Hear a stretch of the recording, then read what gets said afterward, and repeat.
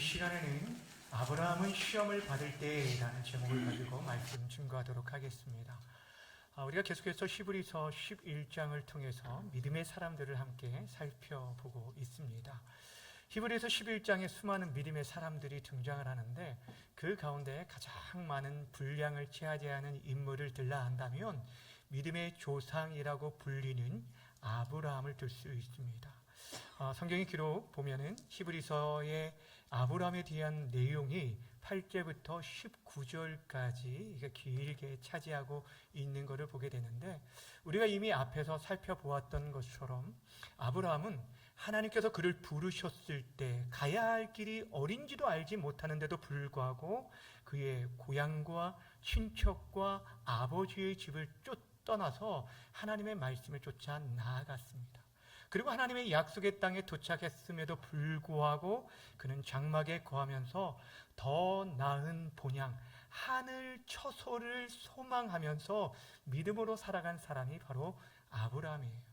근데 오늘 본문 말씀이 좀 더 중요한 것은 아브라함이 믿음의 조상이라고 일컫게 되어졌던 결정적인 사건이 바로 오늘 본문의 사건으로 말미암았기 때문입니다.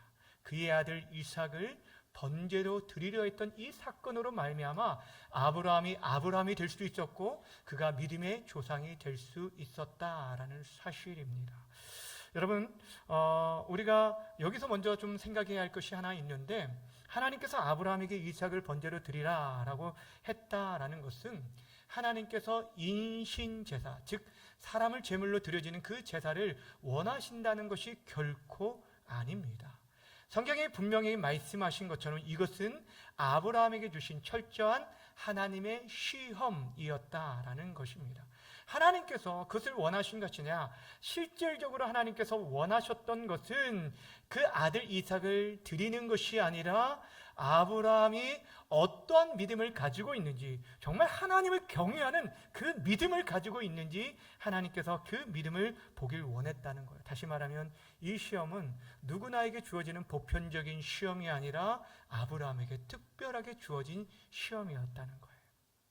우리가 성경을 읽다 보면 시험이라는 단어가 여러 번 등장하는 것을 보게 되는데, 우리말 성경에는 시험이라는 똑같은 단어이지만 전혀 다른 두 가지의 의미를 가지고 있습니다. 첫 번째는 유혹으로서의 시험이라는 단어가 있고, 또 한 가지는 테스트로서의 시험이 있습니다. 야고보서 1장에 보면 하나님이 사람을 시험하지 않으신다라고 할 때 이 시험은 유혹의 시험을 말하는 것으로 마귀가 우리에게 주는 시험입니다. 걸려 넘어뜨리게 하는 시험입니다. 마태복음 4장에 등장하는 예수님께서 공생애 시작할 때 마귀가 예수님을 3차례에 걸쳐서 시험했던 것이 바로 이러한 시험입니다. 또한 사람이 자기의 욕심에 이끌려서 미혹에 빠지는 일이 있는데 이 또한 이 시험에 해당되는 거예요. 그래서 예수님께서 우리에게 기도를 가르쳐 주실 때 시험에 들게 하지 마시옵고 다만 무엇에서 구하라더라고요? 악에서 구하옵소서라고 기도를 가르쳐 주신 거예요. 이것이 첫 번째 시험입니다. 두 번째 시험은 테스트로서의 시험이 있는데, 쉽게 생각하면 학교에서 우리 학생들, 우리 자녀들이 그들의 실력이 어떠한지를 평가하기 위해서 보는 시험이 있습니다. 여러분, 이 시험, 최근에도 이제 우리 아이들이 수능 시험을 봤는데, 이 수능이 대학 수학 능력 시험의 줄임말입니다. 그 학생이 대학의 그 학과 과정을 잘 따라올 수 있는지, 그 수학의 능력이 있는지를 확인하는 시험이죠. 여러분, 이러한 시험들은 사실 아이들에게 굉장히 힘들고 고단할 수 있지만 아이들이 이 시험의 과정이 있기 때문에 실력이 향상되어지는 거예요. 공부를 하게 된다는 거예요. 우리 믿음도 마찬가지입니다. 여러분, 쉽게 말하면 마귀가 우리에게 주는 시험이라는 것은 결국에 우리를 걸려 넘어뜨리고 우리를 밑으로 끌어내려서 미혹하게 하는 것이지만, 하나님이 우리에게 주는 시험은 우리의 믿음을 연단하고 우리를 더욱더 견고하게 세워주고자 하는 하나님의 테스트라는 거예요. 그렇다면 여러분, 오늘 본문에 나오는 이 아브라함에게 당한 시험은 어디에 해당되는 시험일까요? 바로 두 번째에 해당되는 시험으로서 하나님이 그 아브라함의 믿음을 견고케 하기 위해서 그에게 시험하셨습니다. 그 시험의 내용이 바로 그의 아들, 그의 사랑하는 독자 이삭을 번제로 드리라는 그런 명령이었어요. 여러분, 번제가 무엇인지 아시나요? 번제, 말 그대로 쉽게 말하면 태워 드리는 제사입니다. 번제를 할 때면 희생 제물을 잡아 죽입니다. 그리고 그 피를 다 몸에서 빼고 배를 가르고 내장을 꺼내고 가죽을 벗기고 각을 뜨고 그 고기를 온전히 태워드리는 온전한 희생의 제물이 바로 번제예요. 근데 하나님께서 지금 아브라함에게 그 번제로 드릴 그 번제물을 누구를 요구하셨냐면 그가 100세 낳은 아들, 자기 생명보다 귀한 아들, 자신의 미래와 소망이 되어지는 그 아들을 드리라고 하였다라는 것입니다.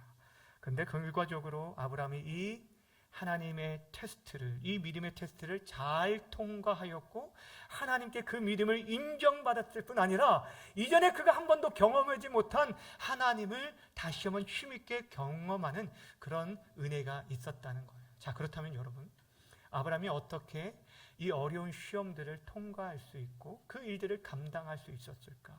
오늘 본문의 말씀뿐 아니라 본문의 배경이 되는 창세기 22장의 말씀을 통해서 아브라함이 이 시험을 어떻게 반응하였는지를 함께 살펴보면서 우리 각자에게 주는 교훈들을 함께 깨달을 수 있기를 바랍니다. 첫 번째, 하나님께서 이삭을 바치라고 명령했을 때 아브라함은 하나님 앞에서 조금도 변명하지 않았다라는 것입니다. 누가 들어도 이 명령은 이해할 수 없는, 누가 들어도 이 말은 이것은 말도 안 되는 명령이었습니다. 근데 그는 하나님 앞에서 그 말씀을 따를 수 없다라고 거절하거나 변명하지 않았어요. 사실 변명할 거리는 수없이 많았을 것 같아요. 하나님, 이게 말이 되는 말입니까? 어떻게 자식을 드리라고 합니까? 어떤 부모가 그럴 수 있습니까? 때로 그 어미가 자식을 위해 죽는 일도 하다하고 심지어는 동물들도 자기의 새끼를 공격하려는 맹수 앞에 자기의 몸을 내어 던지는데 어떻게 자식을 바치라고 합니까? 이게 말이 됩니까? 라고 논리적으로 할 수 없는 이유를 얘기했을지도 모릅니다. 또 하나님께서 말씀해 주지 않았습니까? 저는 드리고 싶은데 이 아들을 드리면 하나님의 약속이 무너지지 않습니까? 이 이삭을 통해서 하늘의 별과 같이 바다의 모래같이 내 자손을 창대케 하리라고 말씀해 주셨는데 그 약속이 무너지니까 저는 이 명령에 따를 수 없습니다 라고 하면서 이성적으로, 합리적으로, 논리적으로 여러 핑계거리를 댈 수 있다라는 거예요. 여러분, 우리들도 그렇지 않습니까? 하나님의 말씀이, 어떤 말씀이 들려질 때 그 말씀에 대해서 그 시대가 우리와는 다르다고, 아브라함은 그럴 수 있지만 우리는 그렇지 않다라고, 몇천 년 전과 지금과 상황과 환경이 다르다고, 지금은 이런 시대가 아니라고 하면서 우리 또한 여러 가지 핑계를 댈 수 있다는 거예요. 그런데 여러분, 기억하시길 바랍니다. 여러분, 우리 삶을 돌아볼 때 우리가 그렇게 변명함으로 말미암아 하나님께서 우리에게 주시려는 그 축복들을 얼마나 많이 잃어버린 일이 있는지. 오늘 아브라함이 위대한 것은 하나님의 그 말씀 앞에 그는 변명하지 않고 그 말씀이 임할 때 그대로 받아들였다는 거예요. 두 번째, 아브라함은 하나님의 말씀에 대해서 변명하지 않을 뿐 아니라 그 명령을 미루지 않고 즉각적으로 순종했다라는 것입니다. 오늘 본문의 배경이 되는 창세기 22장 3절에 보면 이렇게 시작을 합니다. 아브라함이 아침에 일찍이 일어나 나귀의 안장을 지우고 하나님 자기에게 이르신 곳으로 나아갔다라고 말합니다. 하나님의 말씀이 임한 그 다음날 일찍이 일어났다는 거예요. 하나님께서는 그에게 너는 지금 당장 가라, 내일 가라, 아니 모레 가라 라고 그 시간까지 구체적으로 말씀해 주지는 않으셨습니다. 근데 아브라함, 그 말씀이 들려진 다음 날 일찍이 일어나 그 말씀에 순종의 발걸음을 내딛었다는 거예요. 여러분이 아브라함이었다면 그 전날 밤을 어떻게 보냈을까요? 아마 많은 고민과 번민 가운데 보냈을지 모릅니다. 그러나 그 마음 가운데 확정을 하고 결심을 하고 그 아침에 아들과 함께 하나님의 말씀에 순종의 발걸음을 내딛었던 것을 보게 됩니다. 창세기 19장에 보면 오늘 아브라함이 아침에 일찍 일어나 순종의 발걸음을 내딛었다는 것은 대조되는 한 말씀이 등장하는 걸 보게 됩니다. 창세기 19장에는 하나님께서 소돔과 고모라 성을 멸하실 때, 심판하실 때 그 가운데 조카 롯을 구원하시고자 그를 재촉하신 일이 있었습니다. 그런데 조카 롯이 어떻게 반응했는지 성경이 뭐라고 말하면 롯이 지체하매라고 말합니다. 롯이 지체했다는 거예요. 여러분, 사랑하는 아들을 번제로 드리기 위해서 아브라함은 일찍이 순종하며 나아갔는데 멸망의 성에서 그를 구원하기 위해서 그를 재촉하신 하나님의 명성에 롯은 오히려 지체하고 머뭇거렸던 모습을 보게 되어집니다. 사랑하는 여러분, 여러분은 어떻습니까? 하나님의 분명한 말씀과 명령을 받았음에도 불구하고 내가 어떻게 지금 반응하는지, 내일 하지, 다음에 하자, 그래 나중에 하자 라고 하면서 우리들이 미룬 일들이 얼마나 많은지 모릅니다. 앞에서도 말씀드렸지만 우리가 그렇게 지체하는 우리 인생 가운데 그렇게 지체하지 않았다면, 하나님의 말씀 앞에 미루거나 지체하지 않았다면 여러분, 지금 우리는 더 많은 풍성한 하나님의 복과 은혜를 누리며 살고 있을 거라는 것입니다. 그러게 우리 믿음의 선배들이 우리에게 주신 격언들이 이런 격언을 남겨주었어요.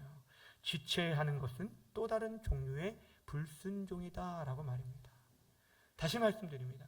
지체하는 것은 또 다른 종류의 뭐라고요? 불순종이라는 거예요. 하나님의 말씀 앞에서 우리가 즉각적으로 신속하게 순종해야 하는 것. 오늘 아브라함이 보였던 그런 모습이었어요. 세 번째, 아브라함이 이 시험 앞에 어떻게 반응하게 되어집니까? 그는 지금 그 말씀 앞에 변명하지도 지체하지도 않고 즉각적으로 반응했는데, 그렇다고 해서 일시적이거나 감정적인 그런 충동적인 그런 순종이 아니라 그는 전 인격적으로 순종하며 따랐다는 거예요. 다시 말씀드리면 지금 아브라함의 그 아들 이삭을 바치려 했던 것은 어떤 단순한 일시적인 감정에 의한 것이 아니라는 거예요. 어떤 사람들은 아브라함이 이 행동한 것은 순간적인 감정에 의해 그렇게 행동했을 것이다 라고 말하기도 합니다. 그러나 여러분, 창세기 22장에 보면 하나님께서 아브라함의 지시하신 땅으로 가서 이 아들을 드리라고 했는데 그곳까지 가는 길이 얼마나 걸렸다고 성경이 말하냐면 3일 길을 걸었을 때 비로소 모리아산이 보였다라고 말하고 있어요. 여러분, 3일이라는 시간은 어찌 보면 짧은 시간일 수 있지만 굉장히 중요한 의미를 내포하고 있어요. 우리 사람들이 어떤 결심을 하고 어떤 일들을 위해서 결정을 하고 결단을 하고 일을 행하려고 하더라도 3일이 지나지 않아서 그 일들을 내려놓고 이루지 못한 일들이 참 많이 있습니다. 그래서 우리가 작심 3일이라고 말하기도 합니다.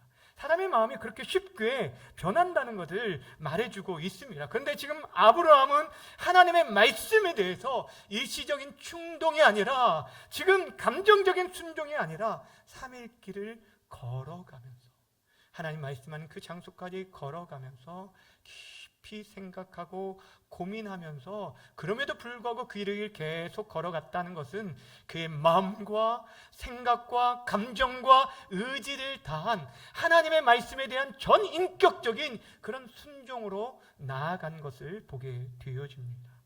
이처럼 아브라함은 사람이 도저히 감당할 수 없는 그런 시험을 당했지만 그 시험, 그 하나님의 명령을 변명하거나 거절하지 않고 또 미루거나 지체하지 않고 또 감정적인 것이 아니라 일시적인 것이 아니라 마음을 다해 전인격적으로 순종하며 나아갔습니다.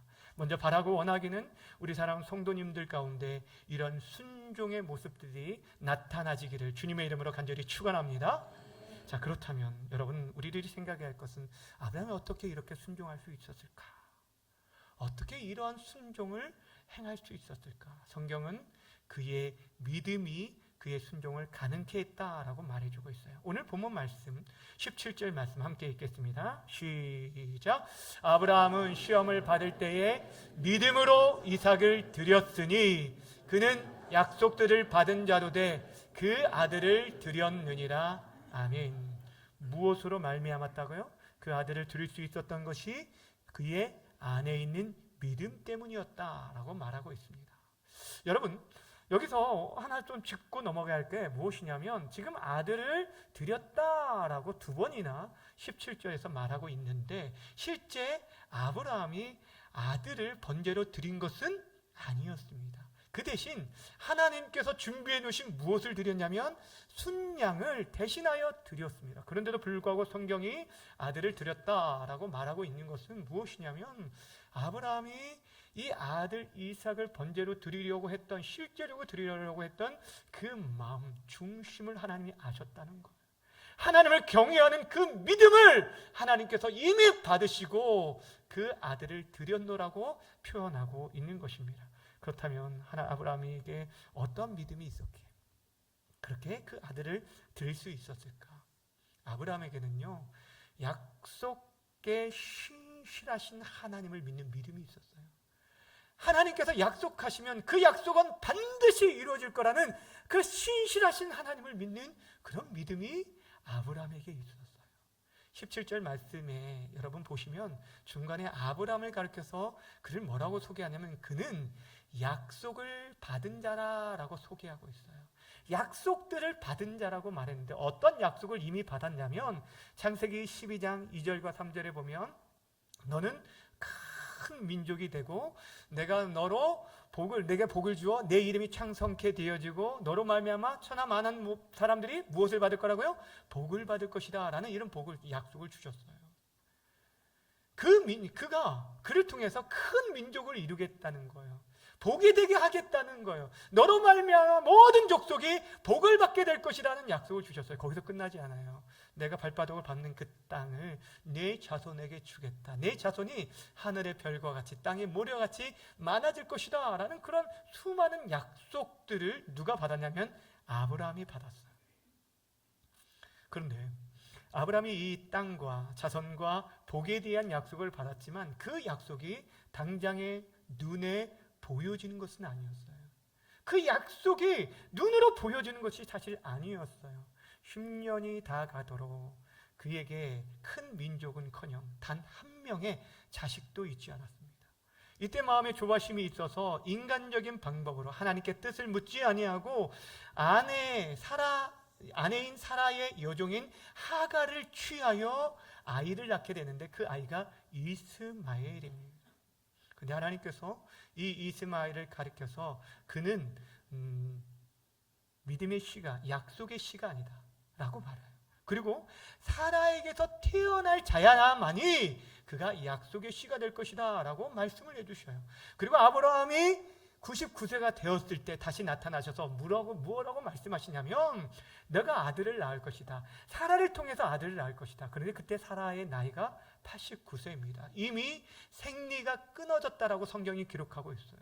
그러니까 아이를 도저히 낳을 수 없는 그런 불가능한 상태였는데 하나님께서 내년 이맘때가 되면 시기까지 말씀해 주시고 그 이름도 이삭이라고 지어라 라고 하면서 아들의 이름까지 지어주셨어요. 그런데 그 말씀대로 그 약속대로 그대로 아브라함이 100세의 아들을 얻게 되었어요. 약속의 자녀를 받게 되었어요. 그런데 그 아들을 하나님께서 이제 한 17살 이 정도에 되었을 10대 후반 정도 되는 이 청소년 때에 그 아들을 드리라는 거예요. 여러분, 사실 이전과 같으면 아브라함이 이 시험을 풀 만한 엄두조차 나지 않았습니다. 근데 그동안의 그 과정들, 자신의 실패와 자신의 연약함과 그런 부족함, 그 불신앙적인 태도가 있었음에도 불구하고 하나님이 아브라함을 포기하지 않으시고 그를 찾아오셔서 그를 연단하시고 말씀해 주시고 그에게 계속적으로 말씀의 줌으로 인해서 그를 훈련시킴으로 인해서 이 아브라함의 마음 가운데 하나님의 말씀에 대한 믿음이 자라기 시작했어요. 무엇보다도 아들 이삭이 태어나는 그 과정을 통해서 하나님은 그 약속하신 바를 반드시 이루시는 분이구나. 전능하신 하나님이시구나. 이것을 누가요? 아브라함이 믿게 되어진 거예요. 그 상태에서 지금 하나님께서 아브라함을 테스트한 거예요. 그 아들에 대한 테스트를 한 거예요. 그러니 이때 아브라함이 단순히 감정적으로 받지 않았어요. 하나님의 말씀을 기억했어요. 오늘 18절의 말씀에 보면 그래서 이런 말씀이 있어요. 18절 한번 읽어볼까요? 시작. 그에게 이미 말씀하시기를 내 자손이다 칭할 자는 누구로 말미암아요? 이삭으로 말미암으리라 하셨으니, 무슨 말이냐면 이스마엘이 아니라 이삭으로 말미암아 네 후손들이 계속적으로 번창할 것이라는 약속의 말씀이 이미 주어졌다는 거예요. 그러니 그 아브라함은 하나님의 약속의 말씀을 근거하고 생각하고 나서 그 아들을 바친 거예요. 단순하게 감정적으로 바친 것이 아닙니다. 하나님의 말씀을 생각했어요. 그러면서 그가 믿었던 믿음이 무엇인지 19절에 이렇게 소개해 줍니다. 19절 큰 소리로 읽겠습니다. 시작. 그가 하나님이 능히 이삭을 죽은 자 가운데서 다시 살리실 줄로 생각한지라. 아멘. 여러분, 그가 생각했던 것이 무엇인지 아시겠어요? 그가 믿었던 것이 무엇인지 아시겠어요? 하나님은 그 약속을 반드시 성취하시는 분이라는 것을 믿었어요. 약속의 아들 이삭을 번제로 드리라고 하셨는데, 그런데 그렇다면 하나님께서 이 아들을, 이 이삭을 죽은 자 가운데서라도 다시 살려줄 것을 믿는 믿음이 있었다라는 거예요. 여러분, 아브라함에는 그때부터 이미 부활신앙을 가지고 있었습니다. 이런 아브라함의 믿음이 창세기 기사에서도 잘 묘사되고 있는데, 창세기 22장 5절 말씀 함께 읽겠습니다. 시작. 이에 아브라함이 종들에게 이르되 너희는 나귀와 함께 여기서 기다리라. 내가 아이와 함께 가서 예배하고 우리가 너희에게로 돌아오리라 하고. 지금 아브라함이 이제 종들을 남겨놓고 그 아들 이삭과 함께 올라가죠. 모리아산으로 올라가는데 그 종들을 남겨두고 그들에게 이런 얘기를 하는 거예요. 우리가 함께 올라가서 뭘 하겠다는 거예요? 제 아이와 함께 가서 예배하고 제사하고 다시 누가 돌아오겠다는가? 나 혼자만 돌아오겠다고 말하지 않고 우리가 돌아오겠다. 여러분, 이 말은 종들을 안심시켜주기 위한 말이 아니에요. 믿음의 고백이, 하나님이 약속하신 것처럼 내 아들을 지켜줄 것을 믿었고 죽은 자 가운데서도 다시 살려줄 것을 믿는 그런 믿음이 아브라함에게 있었습니다. 하나님께서 그런 믿음의 아브라함, 그 믿음을 인정해 주시고 그 믿음을 따라서 하나님께서 무엇을 준비하셨다고요? 이삭을 대신하여서 번제로 드릴 순양을 준비해 주셨어요. 여러분, 어찌 보면 하나님께서는 이미 순양을 준비해 놓으시고 아브라함을 시험하셨다라고 할 수 있는 거예요. 우리 인생들도 마찬가지예요. 하나님께서는 때로는 우리가 감당할 수 없을 것 같은 여러 가지 크고 작은 시험들을 주시게 합니다. 그 시험들은 우리를 향해 우리의 믿음을 연단하시고 우리에게 더 좋은 것들을 주시기 위해서 하나님께서 이미 순양을 준비해 주시고 우리에게 주는 시험이라는 거예요. 그런데도 때로 우리는 여러 가지 고난을 만날 때 왜 나만 이러한 고난이 있는지, 왜 예수님을 믿는데도 왜 이러한 아픔과 고통이 있는지 하면서 우리가 탄식하고 원망할 때가 있어요. 그러나 기억하시길 바랍니다. 여러분의 욕심에 이끌려서 일어나는 시험이 아니라고 한다면, 하나님이 우리에게 주시는 시험이라면 그것은 결국에 우리를 복되게 하고 우리를 성장시키기 위한 그런 시험임을 믿으시길 바랍니다. 그리고 그 시험 전에 이미 여러분에게 주실 풍성한 복으로 준비시켜 주고 있다라는 거예요. 문제는 사실 그 시험이, 아니 그 준비한 선물이 우리 눈에는 보이지 않아요. 당장에 보이지 않아요. 그것들이 미리 보았다면, 여러분 그것들을 미리 보았다면 순종하지 못할 사람이 어디 있겠어요. 그러나 당장에 보지 않아요. 근데 언제 하나님이 예비하신 것이 선명하게 보이는지 아십니까? 우리들이 말씀에 순종하며 믿음의 발걸음을 내딛는 순간, 그 순간에 우리는 하나님의 일하심과 하나님이 준비하신 복을 보게 되어질 것입니다. 사랑하는 여러분, 그러기에 지금 당장 우리 눈앞에 보이지 않는다라고 해서 낙심하거나 불평하거나 원망하지 마시기를 바랍니다. 하나님의 말씀이 당장 내가 이해되지 않고 납득되지 않는다라고 해서 핑계를 대거나 거절하거나 미루거나 지체하지 마시기를 바랍니다. 지금은 다 이해하지 못한다 할지라도 하나님, 선하신 하나님, 모든 것을 합력하여 선을 이루시는 하나님, 그 하나님의 말씀을 붙들고 순종하며 나아간다면 우리는 하나님의 영광을 보게 되어질 것입니다. 그런데 반대로 계속해서 우리에게 하나님께서 말씀해 주심에도 불구하고 우리의 마음을 강팍하게 하고 그 말씀에 순종하지 않는다라고 한다면 우리는 하나님께서 예비하신 그 축복의 기회를 영영 잃어버릴 수도 있어요. 하나님께서 마련한 그 놀라운 은혜들을 평생 잃어버릴 수도 있다라는 거예요. 지금도 우리가 예수를 믿어야만 산다고, 하나님만을 보이지 않지만 살아계신 하나님만을 믿어야 산다라고, 우리 주 예수 그리스도를 믿어야만 영원한 생명의 길을 걸어간다라고 말하는데도 불구하고 지금도 많은 사람들이 시간이 안 된다고, 예수를 믿어야 한다는 거 아는데도 불구하고 나중에 믿겠다고, 내 사업이 조금 안정되어지고 우리 자녀들이 대학에 가고 좋은 직장에 취업한 다음에 내가 하겠다고, 내 자녀들을 보내겠다라고 말하는 분들이 있다는 거예요. 근데 여러분, 죄송하지만 우리의 순종과 헌신이 미뤄지는 순간 우리의 많은 자녀들이 하나님 없이 살아가고 하나님 떠나며 하나님 없이 살아가는 그런 모습을 우리는 지금 보고 있다라는 거. 우리 자신이 믿음으로 살지 않으면서 우리 사랑하는 자녀들에게 믿음을 기대하지 마시길 바랍니다. 오히려 우리 자녀들이 볼 때 왜 우리 부모들이 저렇게 세상이 이해할 수 없을 정도로 왜 저렇게 미련하게 신앙생활할까?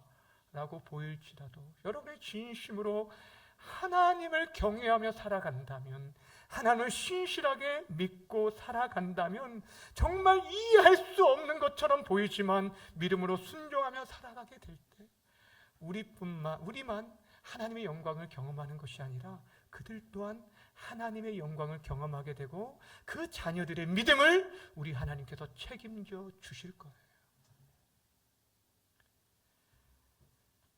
우리가 다음 시간에 이제 이삭도 살펴보게 될 거지만 여러분, 오늘 이 아브라함의 믿음이 그대로 이삭에게도 증거되어졌어요. 여러분, 아브라함은 지금 여호와 일의 하나님을 찬양했지만 이삭은 그 여호와 일의 하나님을 자신의 몸으로 직접 어찌 보면 경험했어요. 내가 죽어야 하는데 대신 순양을 하나님께서 준비해 주시고 그 하나님을 자신이 경험했기 때문에 그의 일생 동안 얼마나 하나님을 신뢰하며 믿음으로 살았겠습니까? 사랑하는 여러분, 우리가 우리 자녀들과 우리의 다음 세대를 위해서라도 저와 여러분에게 하나님께서 주신 그 시험들을 잘 통과하셨으면 좋겠습니다. 세상의 술수와 방법이 아니라, 세상의 가치가 아니라 좀 미련해 보이고 더디 간다 할지라도 하나님의 말씀을 쫓아 순종하며 나아감으로는 이 시대의 어려움들을 헤쳐나가는 우리 모든 성도님들 되시기를 주님의 이름으로 부탁드립니다. 주 안에 사랑하는 여러분, 우리 하나님은 사랑의 하나님이십니다. 우리에게 정말 좋은 것들로, 그의 사랑하는 자녀들에게 좋은 것들로, 하늘의 것들로 무엇보다 구원과 생명을 주길 원하시는 하나님이십니다. 독생자를 아끼지 않고 십자가에 내어주신 하나님께서 우리에게 주시지 못할 것이 무엇이 있겠습니까? 그러기에 우리에게 더 좋은 것을 주시기 위해서 우리에게 주는 여러 가지 연단과 시험들, 여러분 그것들 만날 때 오늘 아브라함처럼 시험 잘 풀어가시길 주님의 이름으로 부탁드립니다. 옆에 있는 분들 보면서 이렇게 인사합시다. 시험 잘 푸시기 바랍니다. 인사하겠습니다. 시작. 시험 잘 푸세요. 네, 우리 딸 시험 잘 푸세요. 네, 시험 얼마 안 남았는데 여러분 정말이에요. 우리가 정말 시험 잘 풀어야 돼요. 우리에게 만난 어려움들, 고난들 우리가 믿음으로 이겨내는 것들을 우리 자녀들에게 정말 보여주셨으면 좋겠습니다. 그러기에 시험 앞에 주저하지 말고, 변명하지 말고, 미루거나 지체하지 말고 즉각적으로 순종하며 나아가기를 바랍니다. 그리하여 우리의 믿음이 부활 신앙에 이르도록 달아나고 하나님께서 예비하신 그 놀라운 것들, 여호와 일의 하나님을 찬양하는 우리가 되어주기를 바랍니다. 바라기는 여호와 일의 하나님, 미리 준비하신 하나님, 그 하나님이 아브라함만의 하나님이 아니라 이 자리에서 믿음으로 결단한 저와 여러분들의 하나님이심을 믿고 하나님의 말씀이 들려질 때 순종의 발걸음을 내딛고 여호와를 강요하는 신앙이 우리를 통해서 우리의 사랑하는 자녀들에게까지 정말 흘러가므로 말미암아 온 가족이 믿음으로 하나 되어지는 귀한 역사가 우리 가정과 우리 교회 공동체 가운데 흘러 넘쳐되기를 주님의 이름으로 간절히 축원합니다. 아멘. 이제 우리 함께 찬양하며 기도하도록 하겠습니다. 오늘 말씀을 준비하는 가운데 이 찬양이 생각이 났는데 왜 나만 겪는 고난이냐고 원망하지 마세요라는 가사의 찬양입니다. 우리 주님께서 지금 우리 한 사람 한 사람 연약한 가운데 있는 우리를 붙들어 주시고 힘을 내라고 우리에게 용기를 붙들어 두고 있음을 믿음으로 우리 함께 찬양, 가사를 기억하면서 찬양하고 함께 기도하도록 하겠습니다.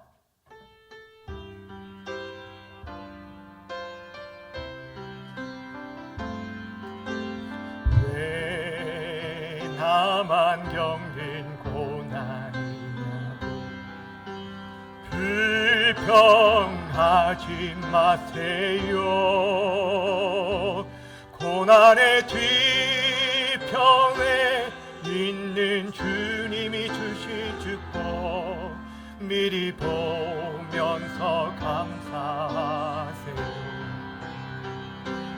너무 견디기 힘든 지금 이 순간에도 주님이 일하고 계시잖아요. 남들은 지쳐 앉아 있을지라도 당신만은 일어서세요. 힘을 내세요. 힘을 내세요. 힘을 내세요. 주님이 손잡고 계시잖아요. 주님이 나와 함께함을 믿는다면 어떤 역경도 이길 수 있잖아요. 왜 이런 슬픔 찾아왔는지 왜 이런 슬픔 원망하지 마세요. 원망하지 마세요. 당신이 잃은 것보다 주님께 받은 은혜 더욱 많은 은혜 감사하세요. 너무 견디기 힘든 힘든 지금 이 순간 주님이 일하고 계시잖아요.